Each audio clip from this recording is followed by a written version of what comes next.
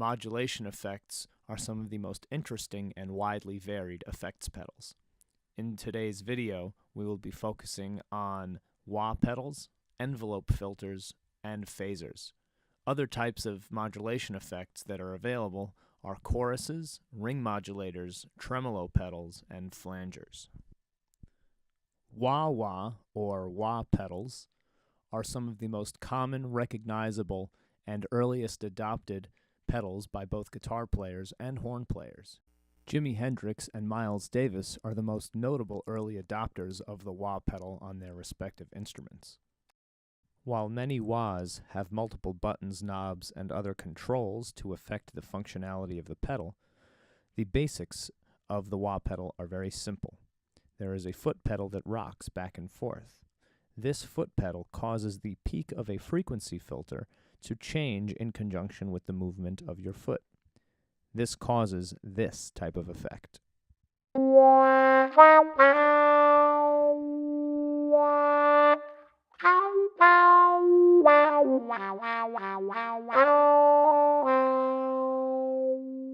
The first pedal in our chain, other than the JHS color box, is this Morley Maverick Wah. So if you could just play some stuff and mess with the wah pedal for a second.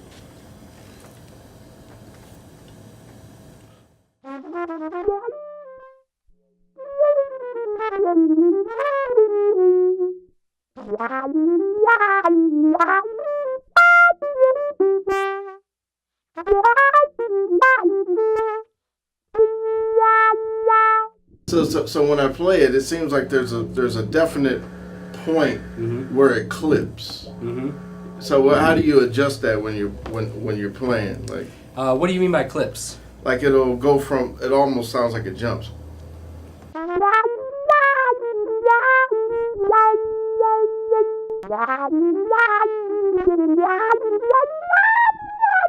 Right. Yeah. All the different wah pedals, depending on the mechanism inside of them, are programmed to have a sweet spot, basically.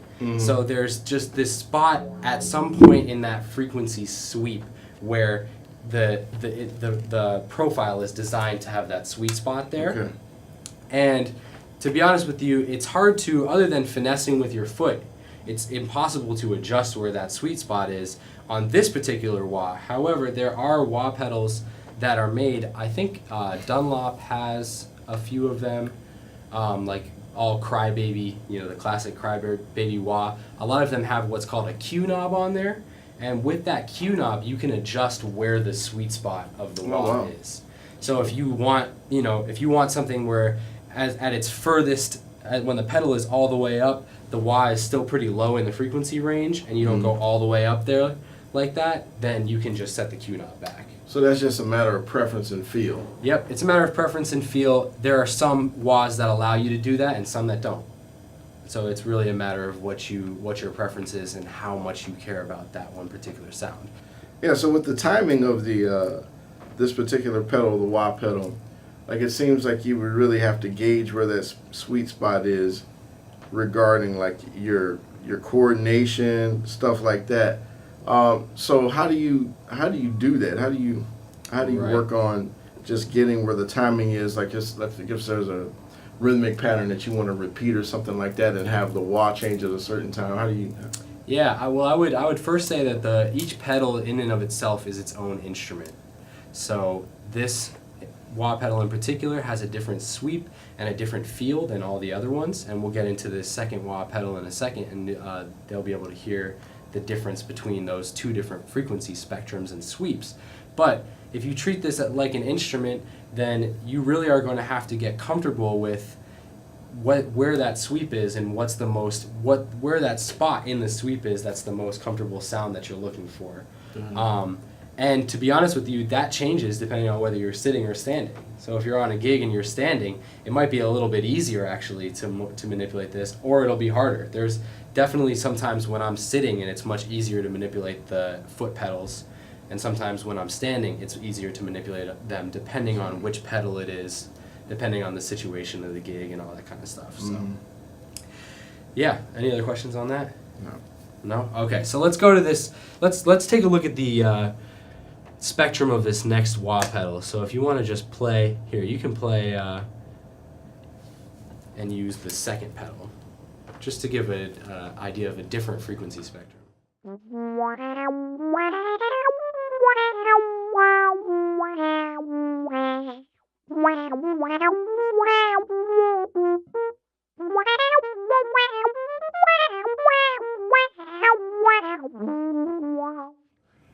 Awesome. Yeah, that's cool. Totally different frequency spectrum. You can see that it covers a wider range of the full frequency spectrum for a wah pedal. This one, its sweet spot is a little bit lower than the full up pedal version of the mini wah volume here from Morley.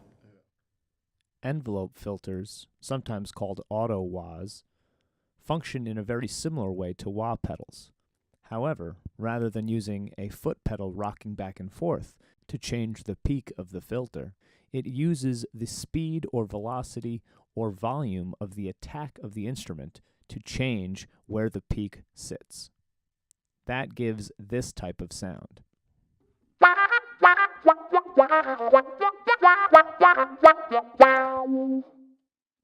The basic controls of most envelope filters can be seen here.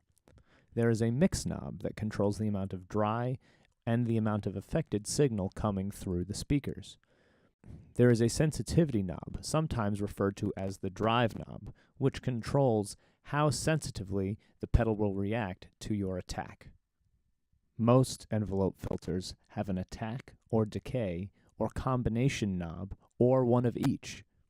This controls the speed at which the filter opens and closes.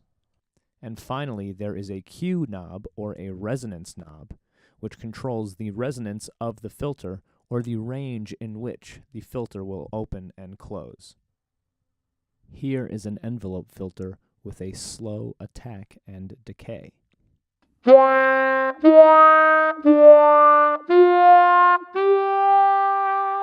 With a fast attack and decay.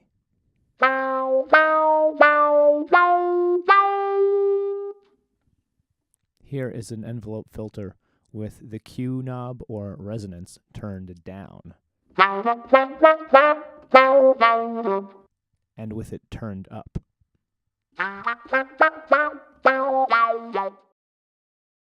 There's a lot of different envelope filter pedals on the market. There's one out there called the 3-leaf Audio Wonder Love that my partner Doug Levin uses a lot, and it's a much less complicated, still middle of the road, but much less complicated and far more musical as far as moving the knobs. But as far as customization and ability, this one has everything. If you take a look at just this knob on the bottom left right here, this is the option knob, which is an extremely vague title, right? And you can see the reason why it's so vague is because as you press this button over to the side, the knob is going to react to the thing that's highlighted. So right now we're on frequency, then we move, now we'd be adjusting resonance, now we'd be adjusting mix, now we'd be adjusting volume, then drive, and then tone, all with just one knob can be adjusted. So it's going to take a lot more time to dial in a sound that you really like on there, but if you're somebody who's very picky about their output, like I am, it's going to give you the best result. Cool. The best result by far. But getting into the envelope filters. So this is the Source Audio Stingray right here.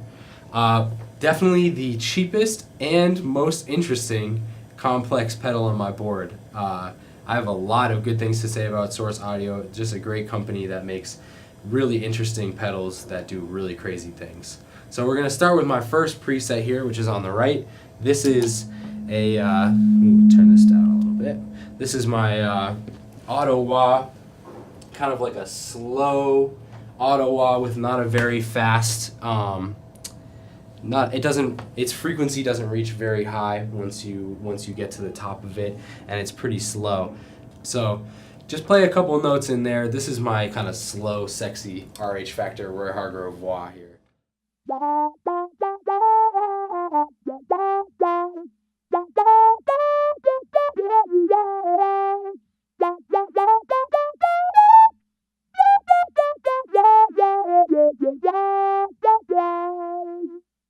Beautiful.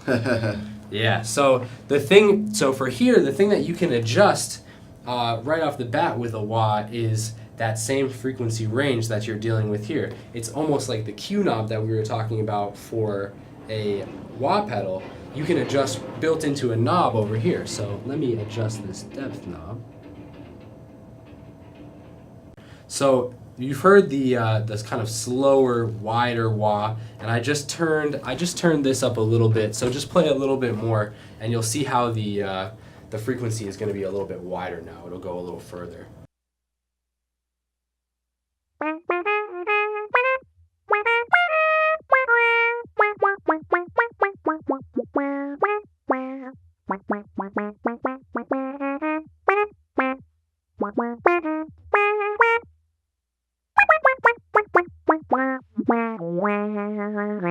Nice. And So it's important to articulate with that. Absolutely. Yeah. With this pedal and this sound in particular, the way you play the trumpet is going to affect that just as much. So the attack and the volume of the attack, the range of the attack are all going to matter with this pedal. So I just turned it down a lot. I turned the depth knob down a decent amount so it won't be as big of a... So if I just played straight, like...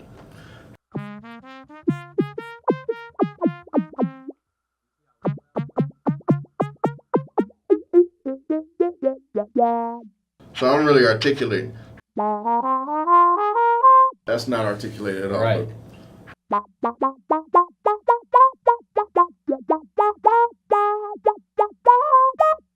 Yeah. Right.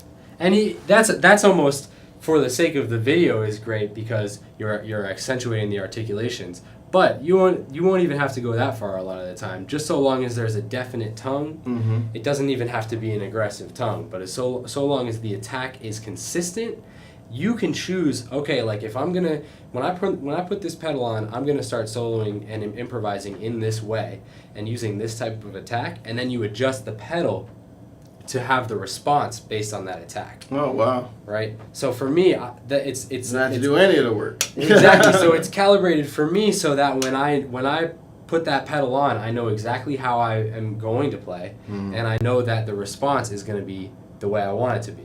And if it's not, I can adjust it based on the setting that I'm in. So like, let's say I'm in a setting where I need to play really high and really loud. I'm going to need to adjust that setting a little bit from where it is right now, because the way it's designed right now is for the type of improvising you're doing right now, which is much more middle of the road, middle of the range of the trumpet, much quieter volume. So yeah, so then my other preset on here, on this side, is a bit of a more aggressive wah. I just turned the depth up a little bit, and I added a tiny bit of overdrive as well, a tiny bit of drive. So you can give this one a try. I like this with the octave down sound, so give that a try.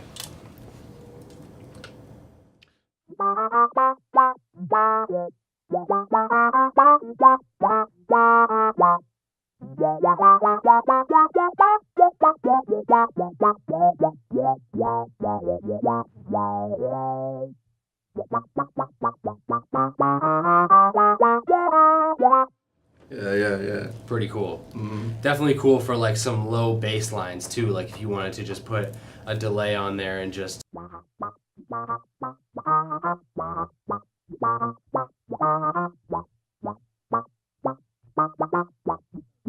I'm going to take away your sound for the listeners too, so that this will be just the bass sound.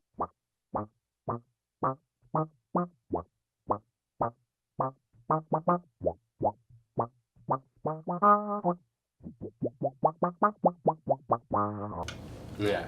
So when they hear that, it will be just the bass and no trumpet, essentially. Wow.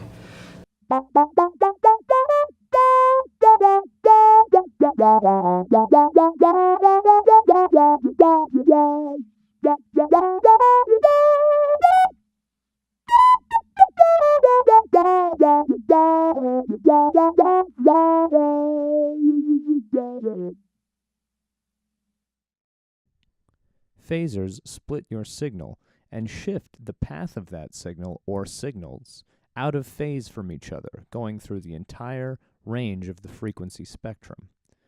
This creates that oscillating whooshing sound that sounds like this.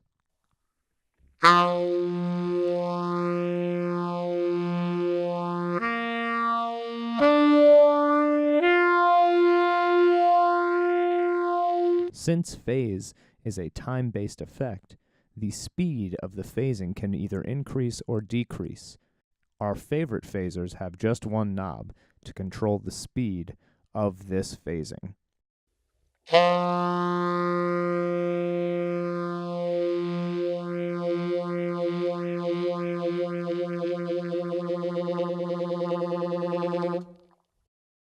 The more signal you put into a phaser, the more pronounced the effect will be.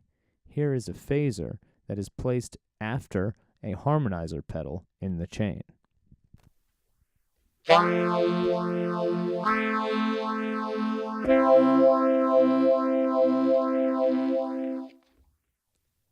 Here is that same phaser with no harmonizer.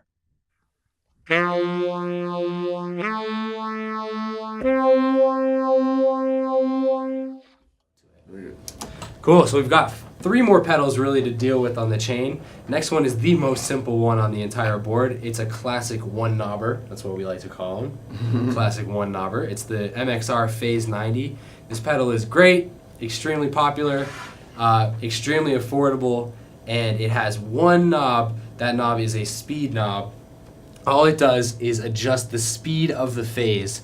So what the phase sound really is once again, it's duplicating your sound, and then it's creating a varied speed of wave that's fluctuating in and out of detuning itself, essentially.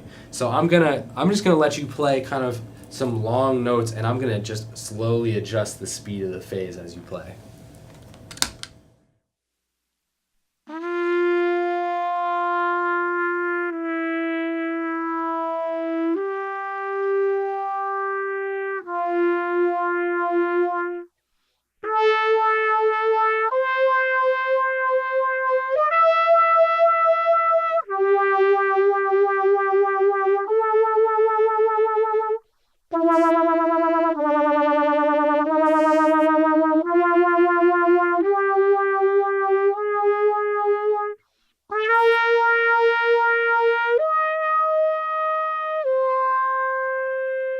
So it's important to not add your own vibrato with that one. Yeah, I mean, it's as far as what people will hear in the audience, it wouldn't matter, I guess, that much. But the straight tone is definitely gonna make the sound and the effect a little bit stronger, I would say. So this is another example of you really got to know your pedals and know how to shed with them. Absolutely. Each one of these, once again, each one of these is an instrument. The way you play will change ever so slightly or drastically depending on what pedals you have on at any given time. I do use the phaser sometimes just to add a little bit of edge to the tone, because if you turn the phase up a little bit higher, kind of to let's say 1 o'clock on here, around here you'll get a high enough phase that if you're playing like a brassy line, it just starts to sound kind of grungy. So if you want, I'll put the octave down on, and you can just play some kind of brass section type stuff.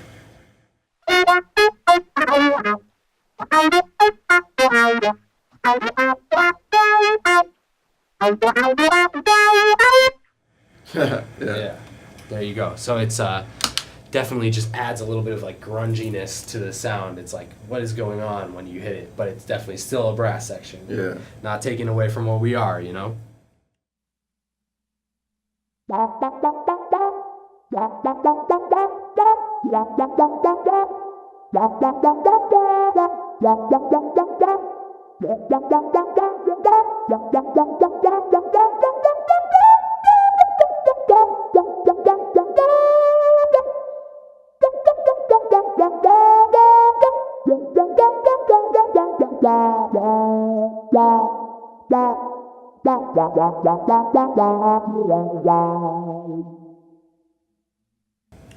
And what do you say to people that say, man, you're adding all of these effects. What about my gig? You're going to put a trombone player out of work, or you're going to when you could hire 4 other trumpet players, you just need one now. What is that? What do you say to them? That is a great question.